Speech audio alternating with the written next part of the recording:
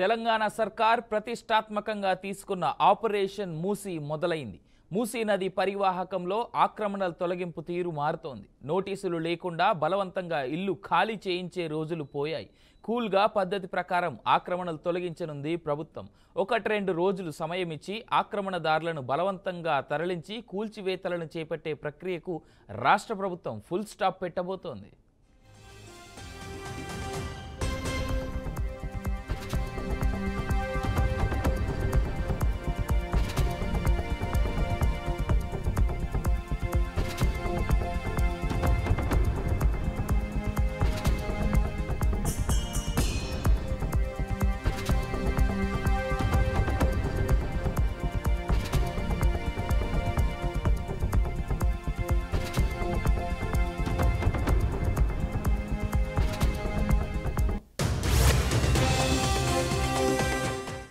ఆక్రమణదారులను ఒప్పించి వారి సమ్మతితోనే అక్కడి నుంచి తరలించాకే ఆక్రమణలను తొలగించాలని నిర్ణయించింది.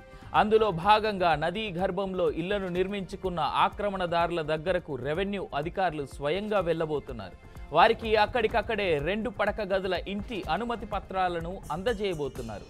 ఆక్రమణదారుల ఇళ్లను ఖాళీ చేయడానికి తోడ్పాటు ఇవ్వనున్నారు. వారి సామాగ్రిని అధికారులే వాహనాల్లో వారికి కేటాయించిన ఇళ్ల వద్దకు తరలించనున్నారు. ఎవరికైనా ఇతరత్రా నష్టం జరిగినా అందుకు అనుగుణంగా చర్యలు తీసుకోవడానికి సిద్ధమయ్యారు.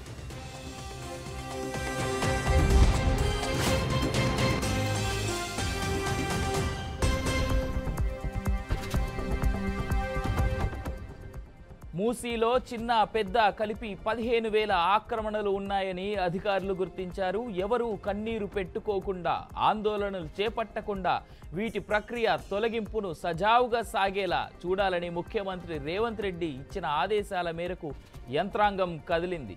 మూసీ సుందరీకరణ ప్రాజెక్టులో భాగంగా నిర్వాసితులయ్యే మొత్తం 15,000 కుటుంబాలకు 2 పడక గదుల ఇళ్లను ఇవ్వనుంది ప్రభుత్వం.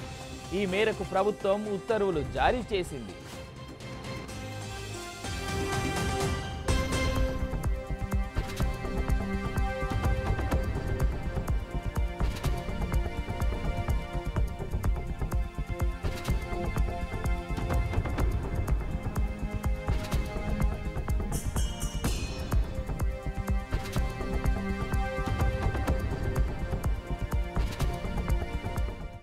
మూడు రోజుల వ్యవధిలో తొలగింపు ప్రక్రియ మొదలవబోతోందని పురపాలక పట్టణాభివృద్ధి శాఖల ముఖ్య కార్యదర్శి, Musi river front development corporation MD Dana Kishore తెలిపారు. ఇప్పటికే చాలా మంది ఆక్రమణదారులు 2 పడక గదుల ఇంటిని తీసుకోవడానికి అంగీకరించారని ప్రకటించారు. ఆక్రమణల తొలగింపు ప్రక్రియను దశల వారీగా చేపడతారు. మొదటి దశలో నదీ గర్భంలో ఉన్న 1600 ఆక్రమణల తొలగింపు బాధ్యతను హైడ్రాకు అప్పగించబోతున్నారు. రెండో దశలో ప్రైవేటు స్థలంలో ఇల్లు నిర్మించుకున్న వారివి తొలగిస్తారు. వారికి నష్టపరిహారం కూడా ఇవ్వబోతున్నారు.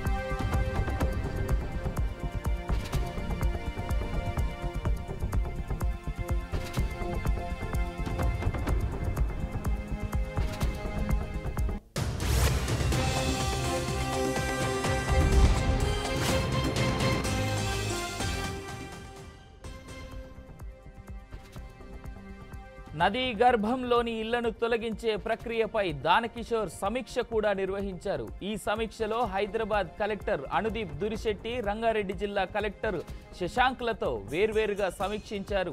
ఈ మేరకు రాజేంద్రనగర్, గండిపేట, హిమాయత్ నగర్ మండలాల్లో రెవెన్యూ, ఇరిగేషన్, హెచ్ఎండిఏ, పోలీసులు, సర్వే అధికారులు పర్యటించారు.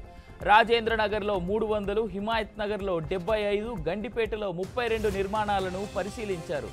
వర్షాలొస్తే ప్రస్తుతం ఇళ్లల్లో ఉంటున్న వారికి ఇబ్బందులు ఉంటాయని, అందుకే 2 పడక గదుల ఇల్లు ఇస్తున్నామని అధికారులు వారికి నచ్చజెప్పారు.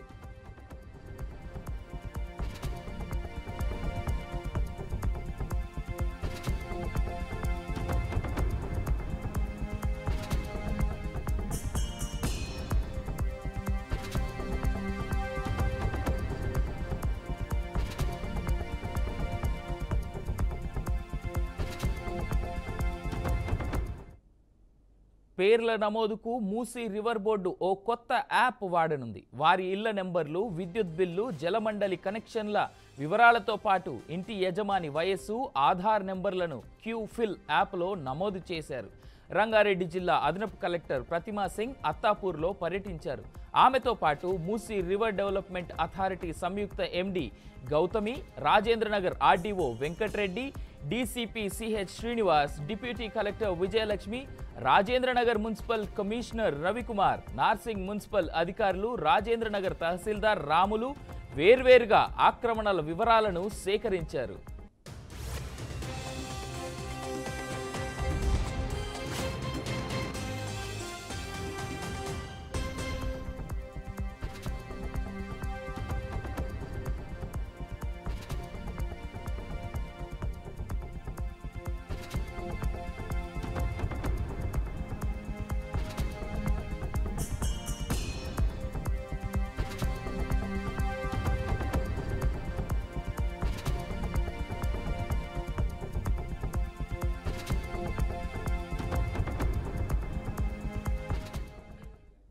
ఏళ్ల తరబడి ఉంటున్న ఇళ్లను వదిలేసి ఎక్కడో కొత్త ప్రాంతానికి వెళ్లేందుకు చాలా మంది ఇష్టపడకపోవచ్చని అధికారులు అంచనా వేస్తున్నారు. ముఖ్యంగా వీరంతా తమ చుట్టుపక్కల ప్రాంతాల్లో చిన్న చితక వ్యాపారాలు, ఉపాధి పొందుతూ ఉంటారు. వీరిని ఎక్కడో దూరంగా ఉండే కొత్త ప్రాంతానికి తరలిస్తే మళ్ళీ అక్కడ వ్యాపారం చేసుకోవడం, ఉపాధి వెతుక్కోవడం కష్టమని నిర్వాసితులు భావించడం సహజమని, అందుకే ఇళ్ల తొలగింపు సందర్భంగా నిరసనలు తప్పకపోవచ్చని అధికారులు భావిస్తున్నారు. అయితే వారి విషయంలో సానుభూతితోనే వ్యవహరించాలని ప్రభుత్వం ఆదేశించడంతో ఆ మేరకు ఏర్పాట్లు చేస్తున్నారు.